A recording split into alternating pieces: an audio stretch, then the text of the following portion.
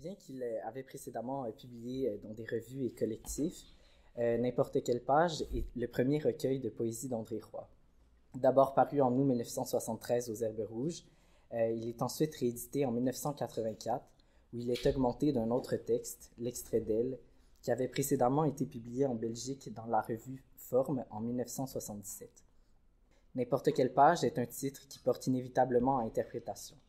Précepte pour une lecture discontinue ou alors affirmation formaliste, mais ce qui saute aux yeux quand on s'y penche le moindrement, c'est l'orthographe surprenante. En effet, en écrivant qu'elle, formé d'une conjonction suivie du pronom elle, plutôt que la forme attendue du déterminant qu'elle, Roy introduit un élément, un signifiant supplémentaire.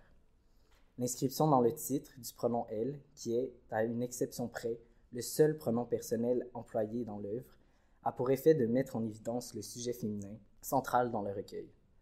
On est bien loin du « je » et du masculin qui prédomineront dans ses œuvres subséquentes.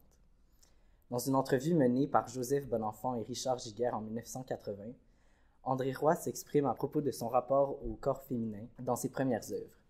Donc, je cite, « C'est peut-être mon rapport transposé à ma mère, qui avait déjà présidé au commencement de mon écriture, je n'en sais rien. » Et il affirme plus loin avec certitude, « On écrit toujours pour sa mère, toujours. » Il situe en effet sa venue à l'écriture comme étant intimement liée à la séparation avec sa mère, à cause de son départ de la maison pour s'en aller pensionnaire dans un collège classique.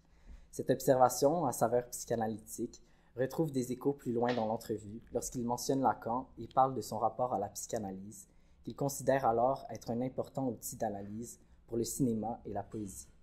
Il poursuit en inscrivant ses œuvres dans une filiation avec celle de Nicole Brossard et Huguette Gaulin, puisqu'il identifie ses lectures du moment comme l'ayant influencé à inscrire ce sujet féminin dans ses œuvres.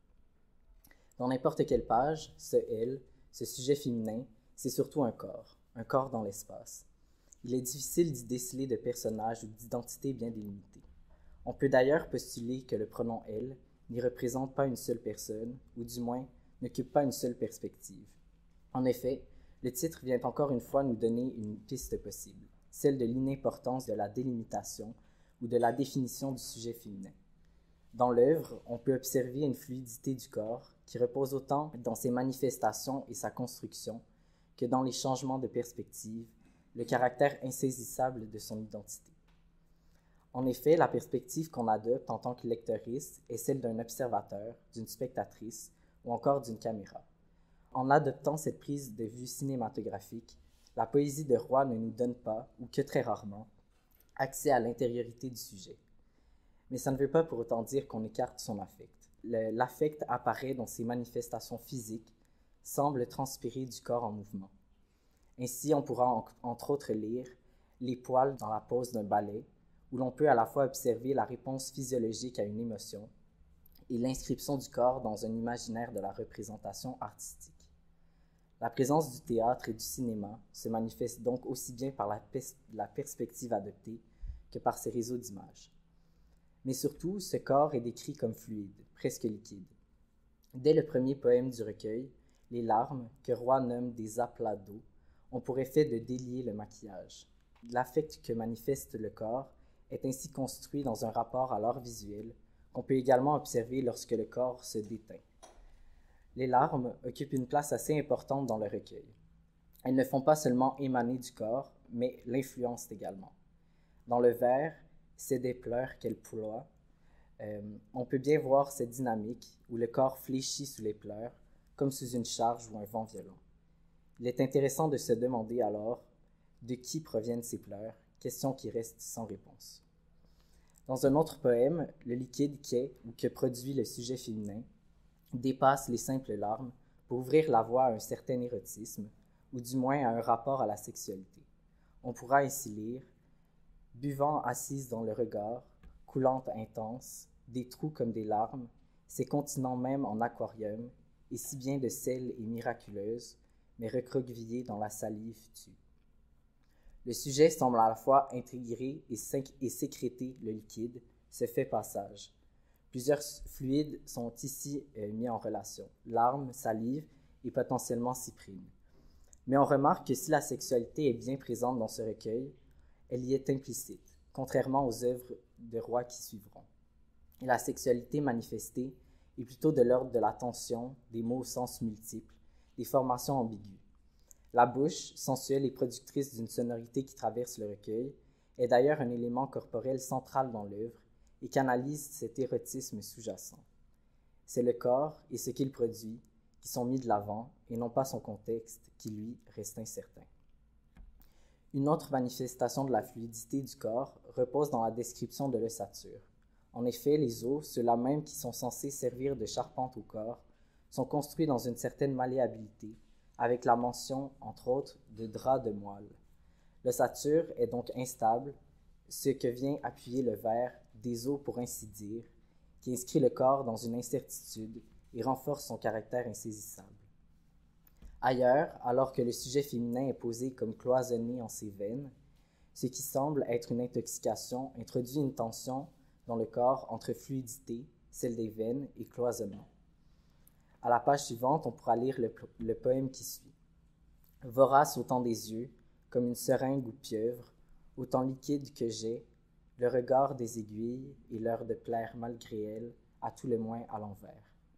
L'intoxication qui semble se révéler par la mention d'une seringue et d'aiguilles introduit une autre forme de fluidité dans le corps, en occasionnant un certain décentrement. Le corps, déboussolé, ensommeillé, bien que positivement représenté, n'a plus vraiment de contrôle sur lui-même. Analogue à ce décentrement, la fluidité se retrouve aussi dans l'absence de limite du corps. En effet, celui-ci, tour à tour, explose, éclate sans ouvrir, se fond dans les décors, se décompose et s'éparpille. Dans cette porosité du corps et son décentrement, s'incruste la possibilité d'une multiplicité de perspectives, d'identités. C'est dans un jeu de regards, de miroirs et de masques que se déploie, se répand et se multiplie le corps. N'importe quelle page nous donne accès à un corps féminin inscrit dans un imaginaire de la représentation, mais le contexte reste cependant insaisissable. Spectacles de danse, pièces de théâtre, cinéma, films pornographiques, représentations érotiques, tout ce qu'on sait, c'est qu'elle n'est pas seule. Elle est observée et pas seulement des lectrices. Les regards, des yeux qui sont qualifiés de déshabillés, hantent le texte, construisent à eux seuls un décor, un contexte dans lequel évolue le sujet. Il y a donc auditoire, mais la distinction entre la réception et la représentation, entre une assistance et une actrice, n'est pas claire. En effet, le sujet semble elle-même adopter cette perspective. Elle semble parfois être le corps en représentation et parfois le corps qui ressent, qu'on aurait plutôt tendance à associer à la figure d'une spectatrice. Il faut cependant garder en tête que ce « elle » n'est peut-être pas unique et peut être habité par de multiples identités tout au long du recueil. La dissimulation de l'identité, entre autres par l'image du masque, participe également à la fluidité de l'identité. Empruntant au domaine du théâtre, la figure du masque peut représenter la superposition de différentes identités qui se cachent l'une derrière l'autre et, par extension, de différentes couches de sens. De plus, le maquillage est mentionné dès le premier poème, pourrait être interprété comme une forme de dissimulation, de performance théâtrale, tout comme le masque. Le fait que celui-ci se défait par les larmes peut indiquer une possible dynamique entre l'affect et la dissimulation au sein du contexte de la représentation. De la même manière, les masques sont ménagés, donc utilisés avec modération. Dans cette même logique, le vers « délire derrière la buée, elle pince dans la bouche une plainte » manifeste une certaine retenue, un désir de cacher, tout en venant rejoindre la thèse de l'intoxication. Le miroir est un autre motif qui contribue au flou de l'identité. Dans la perspective du corps qui se répand, le miroir permet au sujet non pas de s'observer, mais de laisser sa trace. On pourra ici lire « Contemple l'éteint si déteint ». Dans le miroir, elle est autant actrice qu'observatrice. On ne sait plus qui observe et qui est observé, qui est désirante et qui est désiré. Il s'opère alors une confusion entre les rôles et les perspectives qui peut potentiellement engloutir le lectorat. En effet, le seul autre pronom personnel, outre le « elle » qu'on peut trouver dans le recueil, est présent dans le vers « Entre vous, ménage ces masques ». Le pronom « vous » implique le lectorat dans une pluralité observatrice et l'inscrit à même l'œuvre, comme entourant le sujet. « Vous » est en quelque sorte posé comme le contexte de représentation dans lequel le sujet s'inscrit elle-même. La multiplication qu'opère le miroir se retrouve aussi dans le travail sur l'audition, par l'écho et le métronome qui introduisent un rythme continu, une répétition inlassable. Finalement, un fluide peut être défini comme tout corps qui épouse la forme de son contenant. Dans cette perspective, si le pronom « vous » et les regards sont ce qui contextualise et encadre le corps féminin, ce dernier se répand dans les limites qu'on lui offre. C'est un corps, une féminité, qui avale tout, s'imprègne, s'expose et remplit toutes les fissures, vient même en parasiter le texte en le dénaturant. Une piste d'interprétation possible serait celle du corps maternel.